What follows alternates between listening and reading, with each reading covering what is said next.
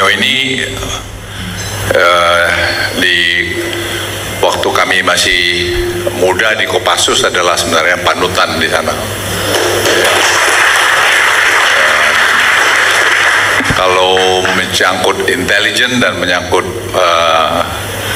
operasi Sandi Yuda, sebenarnya Bang Edo ini adalah mentor kami semua. Jadi saya senang sekali ketemu beliau dan saya lihat masih seger aja. Tadi baru saya bisikin, Bang hati-hati Bang, terlalu banyak yang melirik, saya bilang. Profesor Burhanuddin dan Bapak Kasal, Pak Ali, tentu Pak Marstio sendiri sebagai yang punya acara di sini. Saya sudah disiapkan pidatonya di sini, tapi saya pikir saya bicara bebas saja karena saya kenal Pak Marstio ini dengan baik setelah kami pensiun malah. Jadi banyak bantu saya di dalam masalah laut karena saya angkatan darat. Ini Pak Bur biar tahu juga masa angkatan darat yang benahi laut gitu kan. Jadi terbalik-balik gitu. Jadi saya minta Pak Marstio memberikan banyak masukan ke saya. Jadi banyak hal-hal yang saya pikir yang kami kerjakan sekarang ini juga ada bagian daripada Pak Marstio. Bapak Ibu sekalian, saya Sea Power ini menurut saya bagus. Kemarin saya diskusi agak lama dengan Presiden terpilih. Ada Firman juga, saya ajak anak-anak muda selalu, Firman, ada Nando. Kita diskusi banyak sampai kepada Arctic Council. Jadi Arctic Council ini Presiden terpilih saya lihat bagaimana joint development. Intinya ya kenapa mesti berantem. Nah saya lihat Arctic Council ini tadi Pak Marstio tunjukin ke saya lagi itu anggotakan banyak negara. Nah kita kemarin diskusi seperti Anambas itu ada minyak di sana. Kenapa kita bisa berantem? Kalau kita bisa joint development kenapa tidak? Tapi kita juga punya pikiran ya jangan kau klaim-klaim lagi, biarlah tadi untuk masalah hasilnya ini kita lakukan bersama gitu. Tapi saya bilang Pak Presiden ya lebih banyak bagian kita lah, kan lebih besar kita, itu soal lain lah itu gitu. Jadi apa yang saya ingin sampaikan, Sea Power ini is very important, tapi at the end we are talking about economy.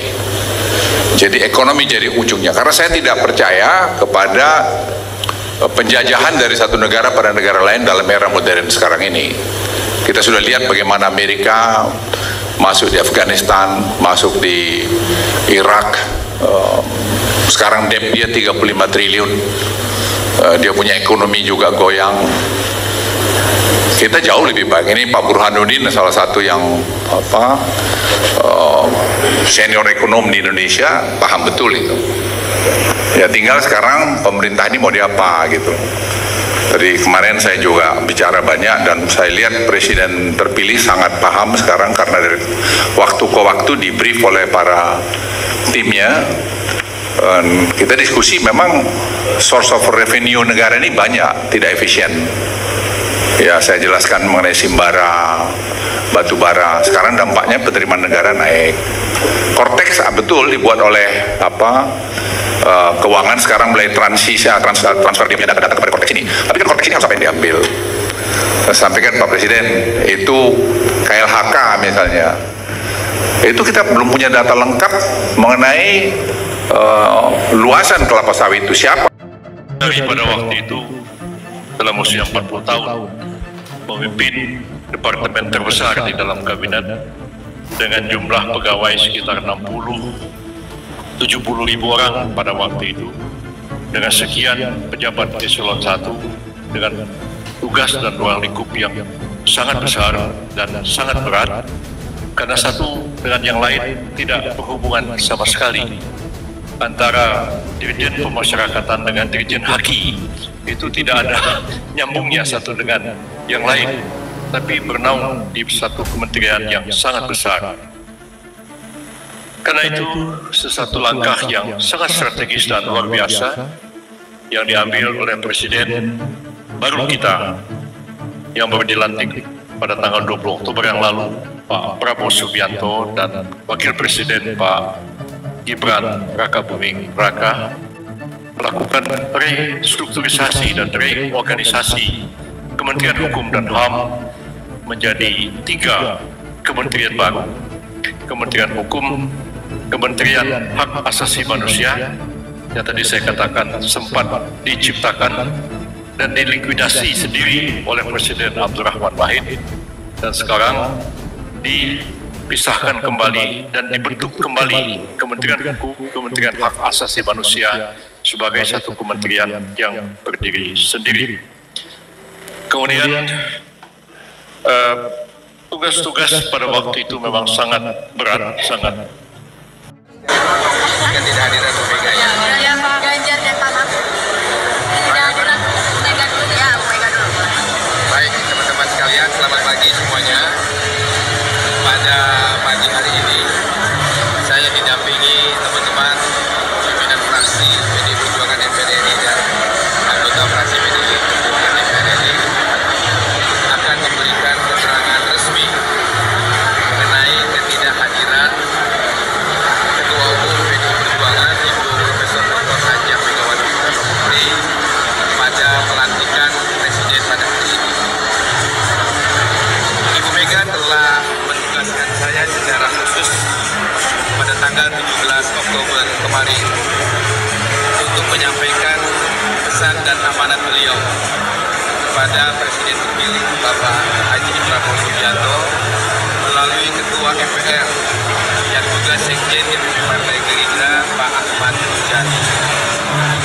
Dalam kesempatan pertemuan menyampaikan amanat tersebut, saya bertemu dengan Pak Muzani yang didampingi oleh kolega beliau Bapak Budi Jiwandono di ruangan Ketua MPR RI pada tanggal 17 Oktober sore.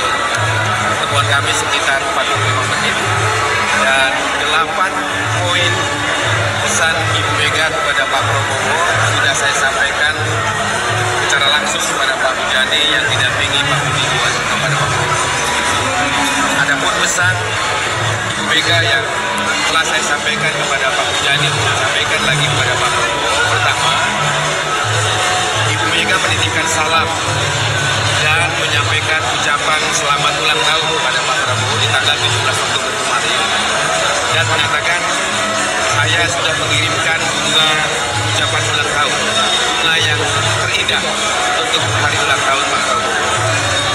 Yang kedua, Ibu Mega meminta kepada saya untuk menyampaikan permohonan maaf kepada Pak Prabowo karena pada hari ini Ibu Mega dengan sangat terpaksa tidak dapat menghadiri pelantikan beliau sebagai Presiden Republik Indonesia karena memang kondisi kesehatan beliau setelah pulang dari perawatan napak tilas Bung Karno ke Saint Petersburg dan Uzbekistan mengunjungi majelis Masjid Bir yang diminta oleh Presiden Soekarno pada waktu itu untuk dijadikan kembali menjadi masjid setelah pemerintah komunis Soviet berubah menjadi gudang, dan meminta untuk ditemukannya makam Imam Bukhari, seorang perawi Nabi yang sangat termasyhur, yang Bung Karno minta sebagai satu syarat kunjungannya atas undangan Presiden Khrushchev ke Moskow untuk ditemukan makam Imam Bukhari.